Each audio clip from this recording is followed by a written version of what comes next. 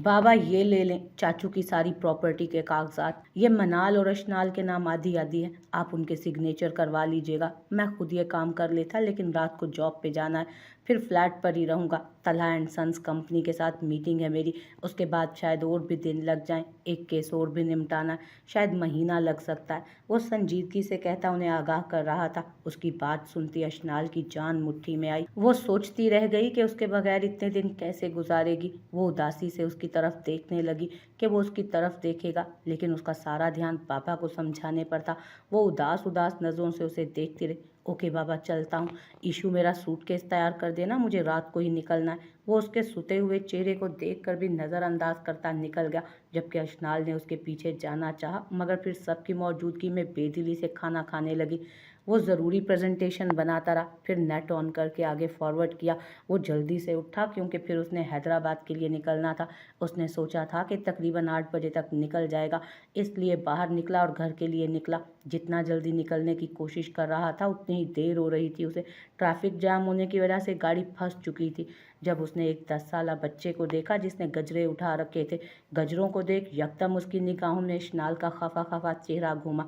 छोटू, उसने शीशा नीचे किया और उस बच्चे को पुकारा। जी साहब। वो बच्चा करीब आकर खड़ा हुआ और पूछने लगा, ये कितने के हैं? उसने पूछा। उसे वो गजरे बहुत पसंद आ रहे थे। सर 50 रुपए की जोड़ी है, बच्चे ने सादगी से जवाब दिया। रोशनाल ने अपनी पॉकेट से 500 का नोट उसे पकड़ाया और वो गजरे ले लिए। साहब ये तो बहुत ज़्यादा है, उस बच्चे ने वापस देने चाहे। ये मेरी मोहब्बत के आगे बहुत कम है, और आज तो वैसे भी नाराज़ ही होगी। वो ये कहता मुस्कुराया और उसका गाल थपथपाता विंडो के शीशे ऊपर कर लिए। तब तक ट्रैफिक सिग्नल भी खुल चुका था। गाड़ी स्टार्ट की और घर की तरफ निकला। अस्सलामुअलैकुम। वो घर पहुंचा तो सब खाना खा रहे थे। सब हसनाल को कोई बात समझा रहे थे। आगा जान और मनाल नहीं थे, बाकी सब वहीं थे। वो उनके साथ चेयर खिसका कर बैठ गया जहां हसनाल की अच्छी सी धुलाई हो रही थी। तहमीना बेगम बहुत गुस्से से हसनाल को समझा रही थी। अम्मी क्यों डांट रही हैं इस बेचारे को, पहले ही बीवी से दूर रहा है। रोशनाल ने हंसकर उसको बचाना चाहा। तो क्यों ना डांटूं? ना ये मनाल को बातें सुनाता, ना वो हमें छोड़ कर जाती। समीना भी इसी वजह से मनाल को लेकर गई थी। मेरी बहन मुझसे दूर हो गई। तहमीना बेगम बहुत खफा हो रही थी। आपको नहीं पता उन्होंने हमारे साथ क्या क्या नहीं किया। कभी सोचा है आपने ये बात? पहले उन्होंने मेरे साथ जो किया वो भूल गई हैं शायद आप अम्मी। सॉरी अम्मी, लेकिन वो आपकी बहन है तो हम आपके बेटे हैं। आप फिर भी उन्हीं को डिफेंड करती हैं। आपको नहीं पता कि उन्होंने इश्नाल को लेकर इतनी बड़ी गलत फहमी डाली? रोशनाल वाज़े लफ्ज़ों में माँ से मुखातिब हुआ। उसके आगे खाना रखती इश्नाल उन सब की बहस में रुक गई, मगर खामोश थी। तो तुम्हारी अपनी आंखें नहीं थीं? वो गुनाहगार थी तो तुम भी तो दूध के धुले नहीं हो। जो सब कुछ तुमने इश्नाल के साथ किया वो क्या था? सब कुछ इल्म है मुझे। मैं अगर बोलती नहीं तो इसका मतलब हरगिज नहीं कि मैं गूंगी या अंधी हूँ। सब पता है मुझे जो तुम उस मासूम के साथ करते रहे हो। उन्होंने इश्नाल को इशारा किया। उसकी बात सुनकर रोशनाल का चेहरा जब्त से लाल हुआ। ये ताना सीधा उसके दिल पर लगा। उसकी माँ को ये बात सुनकर इतनी तकलीफ हुई कि वो बयान नहीं कर सकता। उसने एक नज़र इश्नाल पर डाली और उसको देखकर इश्नाल को कुछ गलत होने का एहसास हुआ। वो चेयर धकेलता उठ खड़ा हुआ, तनफन करता वहां से निकल गया। अशनाल उसका लाल चेहरा देख सहम कर रह गई। उसे पता था कि वो उसे कसूरवार समझ रहा है। वो जल्दी से निकली कि वो उसे गलत ना समझे। उसके पीछे लपकी। सुपरमैन बात सुने, प्लीज़ मेरी बात सुने। वो उसके दरवाज़ा बंद करने से धकेलती अपनी सफाई देने की खातिर आगे बढ़ी। क्या सुनूं? सब कुछ तो सुन लिया है। वो अलमारी से सूट निकालने लगा। मैंने उन्हें कुछ भी नहीं कहा। मुझे नहीं पता उन्होंने आपसे ऐसी बात क्यों कही। हाय, तो फिर उन्हें इल्हाम होते हैं ना? वो तल्खी से मुड़कर कहते बोला और फिर मसरूफ़ हुआ। सच्ची में मैंने खाला को कुछ नहीं बताया सुपरमैन। वो उसके करीब गई और उसके कंधे पर हाथ रखकर कहा, मैं बेशक दोबारा सोने का भी बन के आ जाऊं ना अशनाल हकीम बख्श, तो तुम कहीं ना कहीं अपने माजी को घसीट कर मेरे सामने खड़ा कर दोगी। आज जो कुछ सुनकर आया हूँ ना, बहुत कुछ समझ गया हूँ मैं। इस अमल से तुम्हें तो कुछ नहीं हुआ, अलबत्ता मैं ज़रूर ज़ख्मी हो गया हूँ। तुमने कहा था कि अब हम माजी का जिक्र नहीं करेंगे। अब मुझे अंदाज़ा हो गया है कि औरत वाकई अपने ज़ख्मों को नहीं भूलती, चाहे मर्द फिर दूध का धुला ही क्यों ना हो जाए। लेकिन औरत उसे पिछले गुनाह याद करवा ही देती है। मैं तुमसे नाराज़ नहीं हूँ, लेकिन अशनाल, ये मैं न जाने कितनी मर्तबा सुन चुका हूँ। मैं टूट जाता हूँ, कोई ना कोई इल्ज़ाम लगा ही दिया जाता है मुझ पर खैर छोड़ो इन बातों को। आज मैं जा रहा हूँ, फिर शायद महीने बाद वापसी हो। वो ये कहता सूटकेस उठाकर जाने लगा जब इश्नाल उसके जाने का सुन कमरे से ही निकल गई। रोशनाल गहरी सांस भरता कमरे से सूटकेस उठाकर निकलता नीचे आया। उजलत में गाड़ी में बैठा था। जैसे ही बैठा उसका ध्यान दूसरी सीट पर गया जहाँ सर्टिक आई वो बड़ी मासूमियत से उसे तक रही थी। क्या ड्रामा है अब ये इशनाल? वो सख्ती और कड़े तेवरों से उसे देखता हुआ बोला और अपना हाथ डैशबोर्ड पे मार गया। मुझे नहीं पता, मुझे आपके साथ जाना है। वो जिद्दी हुई जैसे उसके तासुरात से उसे कोई फर्क नहीं पड़ा। इशनाल, गाड़ी से नीचे उतरो और कमरे में जाओ अपने। मजीद तमाशा मत बनवाओ मेरा। रोशनाल उसकी जिद से गुस्से में आया। मुझे नहीं पता, मुझे आपके साथ जाना है। मैंने भी सूट पैक कर दिए थे। सुबह मैं आपके साथ जाऊंगी। सुपरमैन, अगर अब आपने मुझसे कहा तो मैं चली जाऊंगी, मगर फिर मैं कोई चीज़ खा लूंगी। आप मेरा मुंह भी मत देखने आइएगा। महीना छोड़ साल बाद आइएगा फिर। लेकिन मैं वसीयतनामे पर यह लिख कर जाऊंगी कि मेरे शोहर को वीडियो कॉल पर भी मेरी शक्ल देखने की इजाज़त नहीं। रोशनाल ने मासूमियत से आंखें पटपटाते कहा। वो ऐसे कह रही थी जैसे उसके कफन दफन का बंदोबस्त कर दिया गया हो। उसकी बात सुनकर रोशनाल का दिल कि वो अपना माथा पीट ले। वो उस इमोशनल ब्लैकमेलर को देखता रह गया जिसकी वजह से झगड़ा हुआ और उल्टा उस फसाद की जड़ को ही साथ ले गया था। उसने खामोशी से गाड़ी स्टार्ट की। अशनाल इसी में खुश थी कि कम से कम वो उसे साथ ले जाने पर तो राजी था, मना वो खुद लेगी उसे। हसनाल चैनल वालों की तरफ से आज जल्दी आया था। वो बाइक से उतरा और सबसे पहले एक मेडिकल स्टोर पर गया जो बहुत बड़ा था। उसे लगा कि वो शैम्पू से आराम से मिल जाएगा। प्योर सरसों का तेल भी लेना था अपने भूरे बालों वाली बिल्ली के लिए। उसे बहुत टेंशन थी उसके बालों की। वो ब्यूटी कंसल्टेंट के चक्कर भी लगा चुका था। उसने कुछ चीज़ें लिख कर दी थी। 3 मंथ का कोर्स था जो उसने अपनी निगरानी में मुकम्मल करवाना था। उसने साथ में कुछ कॉस्मेटिक्स की चीज़ें भी खरीदी। पीछे कंफ्यूज सा खड़ा था वो। Sir, now you help me. Salesman girls उसकी नज़रों को देखते हुए जल्दी से प्रोफेशनल अंदाज में आगे बढ़ी थी। Sir, may I help you? ये कुछ चीज़ें हैं मैम। छोटी सी पेज लिस्ट उसने सेल्समैन गर्ल को थमाई। तकरीबन 10 मिनट में वो चीज़ें लेता घर के लिए निकल चुका था। घर आया तो वो पूरे खशू व खजू से नमाज पढ़ रही थी। उसे देखता वो उसके इंतज़ार में वहीं बैठ गया। ये कुछ चीज़ें आपके लिए लाया हूँ। हसनाल जल्दी से उठा और उसे सहारा दिया। उठने में उसे मसला हो रहा था। ये क्या है? वो जो नमाज पढ़कर उठी तो हैरत से उसे देखने लगी जिसके हाथ में कॉस्मेटिक्स देखकर उसे हैरानी हुई। अभी कुछ दिन पहले ही तो वो उसके लिए फुल गाउन टाइप फ्रॉक और हिजाब लेकर आया था, फिर आज क्या ले आया था? वो हैरत में मुब्तला हुई। इधर तो बैठे ना यार, ज़्यादा सवाल जवाब मत करें मुझसे। वो उसे हाथ से थामते हुए लेकर ड्रेसिंग के सामने बिठा गया जो उसी के लाए हुए घुटनों तक आते फ्रॉक और सर पर चादर किए खुद को मुकम्मल ढांपे बहुत प्यारी लग रही थी। उसने उसके सर से शॉल उतारकर ड्रेसिंग टेबल पर रखी और बैग से एक बोतल निकालकर उसके हाथ में थमाई और फिर उसके बालों को कैचर से आज़ाद किया। फिर उसके हाथ से वो बोतल लेकर उसके सर पर तेल को हथेली पर डालता ऑयलिंग करने लगा। न जाने कितनी देर उसके सर पर मालिश करता रहा। मनाल ने नज़र घुमाकर देखा जो गहरी संजीदगी और गौर व फिक्र से एक एक बाल पर तेल लगा रहा था उसके। वो जैसे वो अलजबरे का सवाल थी। मनाल को उससे अकीदत हुई। वो उसका बहुत ख्याल रख रहा था, हालांकि वो उन दिनों बीमार ही थी। उसके हाथ के पुरसकून लम्ब से उसकी आंखें खुद ब खुद बंद हो रही थी। हाय ला, ये ऑयल तो ज़्यादा लग गया।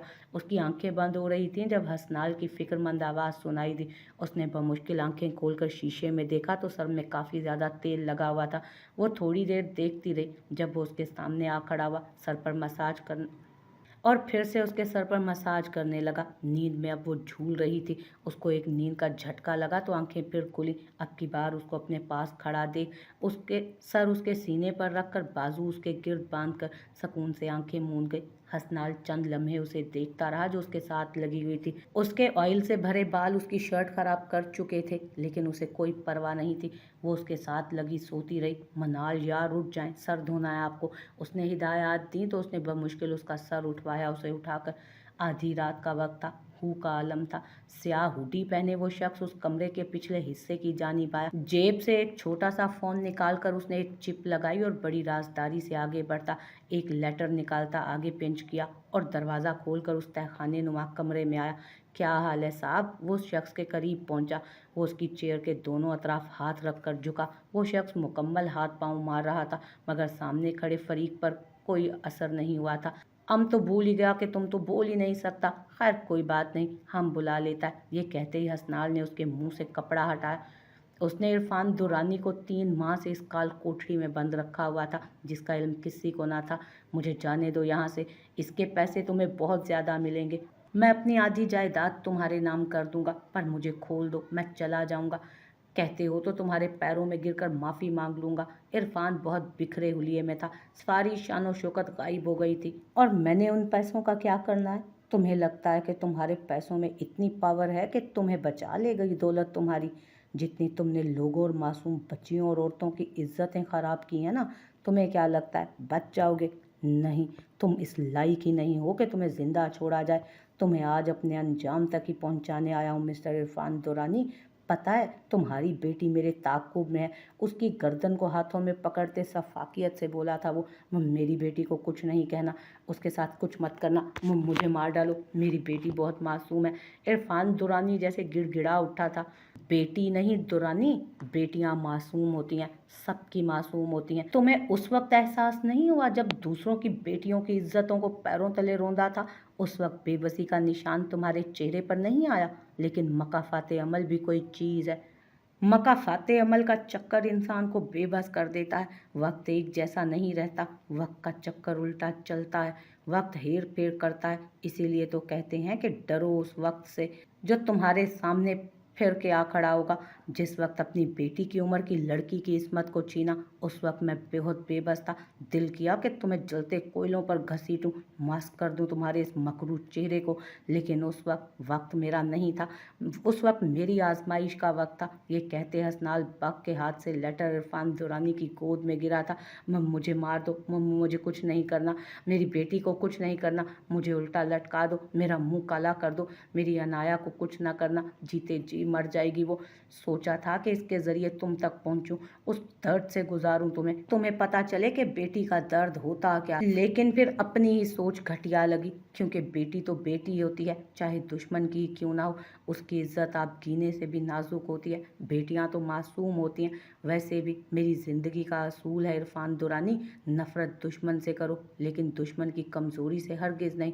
वो उसके करीब से हटता बोला, अपना फ़ोन निकालो, मैं कुछ कहना चाहता हूँ अपनी बेटी और मासूम लोगों से। उसके कहने पर हसनाल ने हैरत से देखा और जेब से फ़ोन निकाला। अनाया, मेरे बच्चे, मुझे जीने का कोई हक नहीं। मैं कातिल, जानी, शराबी, इज्जतों का लुटेरा, दौलत गबन करने वाला, लोगों का हक मारने वाला, अरबों खरबों की जायदाद का मालिक था। लेकिन मेरी ये दौलत मेरी ज़िंदगी बचाने के काम नहीं आई।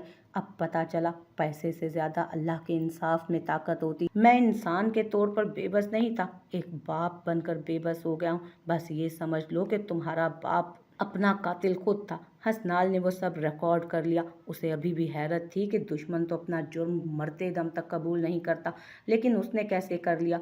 फिर उस वीडियो में उसका हर एतराफ़ जुर्म था जो उसने केस में शामिल करना है। वीडियो तकरीबन 7 मिनट की थी। हसनाल का ध्यान वीडियो पर था जब उसे बू आई। उसने पीछे पलट कर देखा तो इरफान दुरानी आग की लपेट में था। साकी थी तो रह गया था वो। उसका इरादा ये वीडियो कोर्ट में दिखाने का था कि वो इरफान दुरानी को घसीटेगा, मगर उस शख्स ने तो खुद को खुद ही मौत में धकेल दिया था।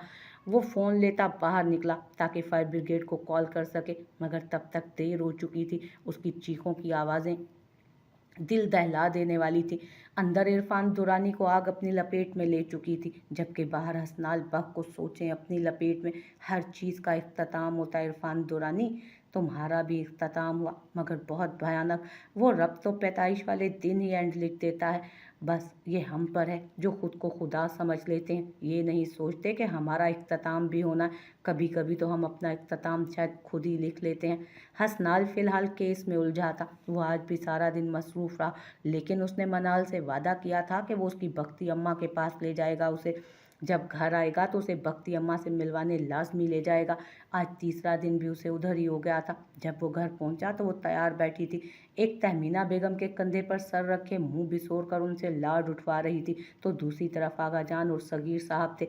अस्सलामुअलैकुम, उसने लाउंज में पहुंचकर सलाम किया। वालेकुम अस्सलाम बरखुरदार, हर दूसरे दिन गायब पाए जाते हो। तुम्हें फ़ोन करके बच्ची को फ़ोन करके कब से इंतज़ार की सूली पे लटका रखा है। बाबा काम था, बिज़ी था, कल भाई भी आ जाएंगे, चाय मिल सकती है क्या माँ? हसनाल ने ऊंचा सा कहा तो मनाल ने सर उठाया। क्यों नहीं, मैं लाती हूँ। वो उठ खड़ी हुई। हसनाल ने तहमीना बेगम को उठते देखा तो मनाल के साथ आ बैठा। क्या आज गरज चमक के साथ बारिश का इम्कान तो नहीं? वो थोड़ा सा उसके करीब हुआ, जानता था वो खफा होगी। शर्म करो बदतमीज, ताया और आगा जान बैठे हैं साथ। मनाल ने नरमी से कहा तो हसनाल को उस पर प्यार आया। उन्होंने की थी जो मैं करूं शर्म। वैसे भी यार इजी ले, हमारे यहाँ ये बेशर्मी का किस्सा नस्ल दर नस्ल चल रहा है, इसलिए फिक्र मत करो। वो एक नज़र आगा जान और सगीर साहब पर डालकर उंगली से इशारा करता उसके पेट की तरफ इशारा करते बोला, मैं भूल गई हसनाल बक कि तुमने तो बेशर्मी में पीएचडी की हुई है। उसकी बात सुनकर मनाल का गोया सारा खून गालों पे सिमट आया। कोई नहीं, मैं किस लिए हूँ याद करवा दूंगा ना, बस शर्त यह है कि अकेले में मिलो। वो दोनों से नजरें बचाकर आंख वेंग करता मुकम्मल तौर पर उसे चिढ़ा गया। हसनाल पुत्र, हसनाल पुत्र, मीनू को नहीं लेकर जाना, सुबह से कह रही है कि कहीं जाना है। आगा जान ने उन दोनों को साथ बैठे देख नज़र उतारी। बस चाय पी लूँ तो निकलते हैं, ये कहकर बहुत मोहब्बत से मनाल की तरफ देखा। जब तहमीना बेगम ने चाय टेबल पर रखी और ख़ुद भी साथ बैठ गई। कुछ देर में हसनाल चाय पीकर उठा और उन्हें अलविदा कहता उसे बाजू के सहारे बाहर ले आया। हसनाल यहाँ से लेफ्ट लो, आगे हमें पैदल जाना पड़ेगा क्योंकि आगे गाड़ी नहीं जाएगी। मनाल ने उसे रास्ता बताते हुए कहा, यह गांव तो बहुत पुराना और अजीब है। कच्ची पगडंडियों को देखता आबादी से हटकर कच्चे घरों को बने देखकर वो बोला, बैकवर्ड ही सही लेकिन बहुत खालिश हैं यहाँ के लोग, जैसे अंदर से हैं वैसे बाहर से भी। सुबह जल्दी उठते हैं और रात को जल्दी सोते हैं। इनके कच्चे घरों में बहुत बरकत होती है। सुबह ऐसे लगता है जैसे फरिश्ते खुद इनका रिस्क लेकर आ रहे हैं। नूर ही नूर होता है। वो गांव के माहौल में छाई कैफियत में बोली, क्या आपको ये गांव बहुत अच्छा लगता है? हसनाल उसकी महवियत देखते पूछने लगा। सिर्फ अच्छा नहीं, बहुत अच्छा, बस यहीं रोक दो, मनाल ने तबसरा करते कहा। कोई इतना तंग रास्ता नहीं है, कच्चा ज़रूर है मगर चली जाएगी गाड़ी, और वैसे भी मैं नहीं चाहता कि तुम्हें चलना पड़े। अपने पाँव पर एक दफ़ा नजर षानी कर लीजिए, मैं तो इसके हक में भी नहीं था कि आपको बच्चे की पैदाइश से पहले यहाँ लाऊं। वो फिक्रिया लहजे में कहता उसके घर के रास्ते पर निकला। उसने कच्ची गली से हटकर कुछ फासले पर गाड़ी रोकी और उसकी साइड से गाड़ी का दरवाज़ा खोला। आहिस्तगी से नीचे उतरी। हसनाल ने गाड़ी लॉक की और उसका हाथ थामकर चलने लगा। वो जैसे ही गली में दाखिल हुए तो मोहल्ले की कुछ औरतें इश्तियाक से उसे देखने लगीं। मनाल ने देखा तो बख्ती अम्मा की सहेली उनकी जानिब आई थी, जो एक दफ़ा उनके घर पहले भी आ चुकी थी।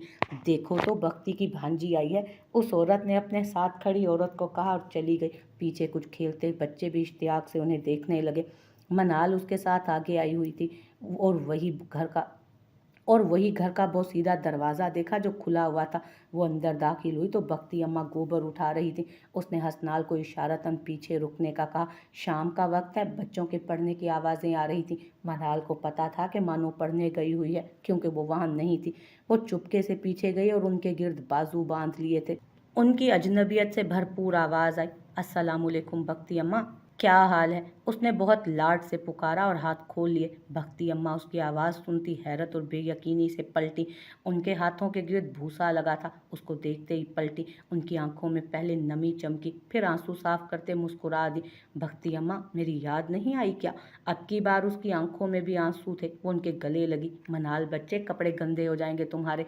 उनकी तशवीश से भरपूर आवाज़ आई। हो जाए, पर मुझे अपनी अम्मा से तो मिलने देना प्लीज़।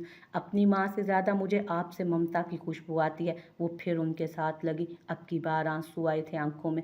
हसनाल पीछे से उन दोनों के प्यार को देख हैरान हो रहा था। मनाल ने वाकई सही कहा था, यहाँ के लोग बहुत मिलनसार थे। कुछ सोचता आहिस्ता आहिस्ता चलता वो उनके पीछे आ खड़ा हुआ। भक्ति अम्मा, आपकी बेटी का एक अदद शोहर भी है, वो भी मासूम सा, क्या सिर्फ बेटी से ही मिलेंगी? मैं तशरीफ़ ले जाऊं फिर यहाँ से? हसनाल ने ऐसे कहा जैसे बरसों से जान पहचान हो उसकी। क्यों नहीं पुत्र, लेकिन मेरे हाथ बहुत गंदे हैं।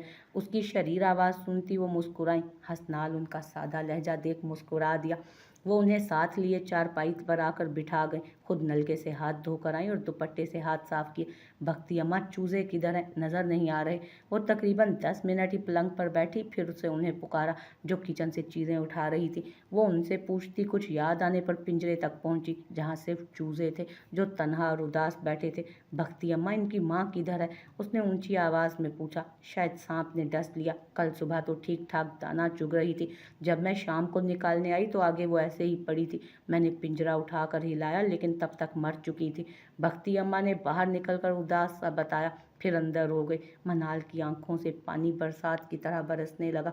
आंखों में छम से माँ की मौत का मंजर लहराया। उन मासूमों को उदास देखकर आंखों से फिर से आंसू निकले। उसने मखसूस आवाज़ निकाली, मगर वो वैसे ही उदास बैठे थे। वो सोचती बगैर परवाह किए किचन में आई और वहाँ पड़े हुए एक स्टील के बर्तन से दाने निकालकर बाहर ले गई और उनको डाले। हसनाल, जो खामोश सा उसकी कारकर्दगी देख रहा था, आहिस्ता आहिस्ता चलता उसके पीछे आया, जो अब दाने डालकर पीछे खड़ी और रुख मोड़कर पलकों से आंसू साफ करने लगी। बात बेबात रोने क्यों लग पड़ती हो? वो उसके सामने खड़ा हुआ और हाथ बढ़ाकर उसके आंसू साफ करने लगा। देखो ना हसनाल, ये माँ के बिना कैसे रह रहे हैं।